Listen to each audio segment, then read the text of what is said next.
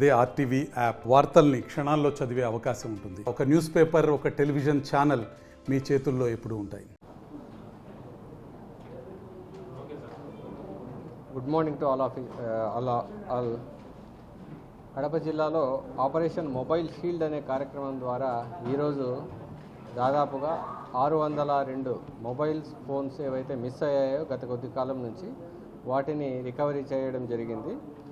Operation mobile షీల్డ్లో భాగంగా CEIR portal ద్వారా వచ్చిన ఫిర్యాదులను బేస్ చేసుకొని, సిఈఐఆర్ అంటే సెంట్రల్ ఎక్విప్మెంట్ ఐడెంటిటీ రిజిస్టర్, ఎవరైనా సరే సెల్ ఫోన్ పోగొట్టుకున్నప్పుడు కానీ దొంగిలించబడినప్పుడు కానీ ఈ సిఈఐఆర్ పోర్టల్లో నమోదు చేసుకుంటారు.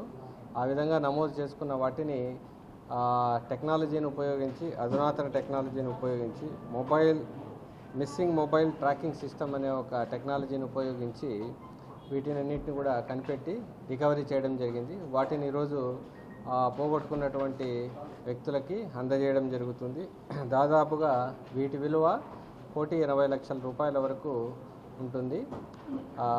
ఈ విధంగా దీంట్లో మనం అధునాతన టెక్నాలజీని, ఈ జీపీఎస్ ట్రాకింగ్ని, అదేవిధంగా ఐఎంఏ సెర్చ్ని, సిడిఆర్ అనాలిసిస్, డిఫరెంట్ టెక్నాలజీని ఉపయోగించి వీటిని ట్రాక్ చేయడం జరుగుతూ ఉంది. ఇలాంటి మొబైల్స్ ఏవైతే మిస్ అయిపోయాయో వాటిని ఒక separate cyber crime analysis wing అనేది ఉంటుంది కడప జిల్లాలో. ఆ టీం ఆధ్వర్యంలో మనము వీటిని డిటెక్ట్ చేయడం జరుగుతూ ఉంది. దీంట్లో భాగంగా ఈరోజు మనం ప్రెస్ మీట్ నిర్వహించుకుంటున్నాం. ఈరోజు మనం వాళ్ళందరికీ కూడా డిస్ట్రిబ్యూట్ చేయడం జరుగుతూ ఉంది. ఇప్పటి వరకు మనం దాదాపుగా జిల్లాలో 6 విడతల్లో 4,670 మొబైల్ ఫోన్లను రికవరీ చేసి 9.2 కోట్ల రూపాయల రికవరీని మనం సాధించడం జరిగింది. కాబట్టి నూతన టెక్నాలజీని అందిపుచ్చుకోవడంలో కడప జిల్లా ముందు వరుసలో ఉంది అని చెప్పడంలో ఎలాంటి సందేహం లేదు.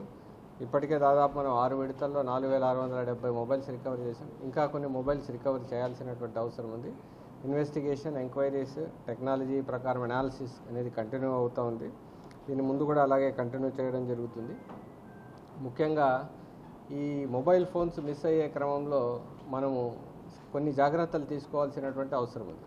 సరైనటువంటి లాక్స్ ఉపయోగించడము, పాస్వర్డ్స్ పెట్టుకోవడము, ఆ తర్వాత ఫోన్ పోయిన వెంటనే ఇమ్మీడియట్లీ దానికి సంబంధించిన సమాచారాన్ని సంబంధిత పోలీస్ అధికారులకు తెలియజేయడం వంటివి చేయాల్సినటువంటి అవసరం ఉంది. వెంటనే బ్యాంక్ అకౌంట్స్ బ్లాక్ చేయడము, ఆ తర్వాత పాస్వర్డ్ చేంజ్ చేసుకోవడం వంటి కొన్ని జాగ్రత్తలు తీసుకుంటే ఆ మొబైల్ ఫోన్లకు అటాచ్ అయినటువంటి అకౌంట్లలో ఉన్న డబ్బు మాయం కాకుండా ఉంటుంది.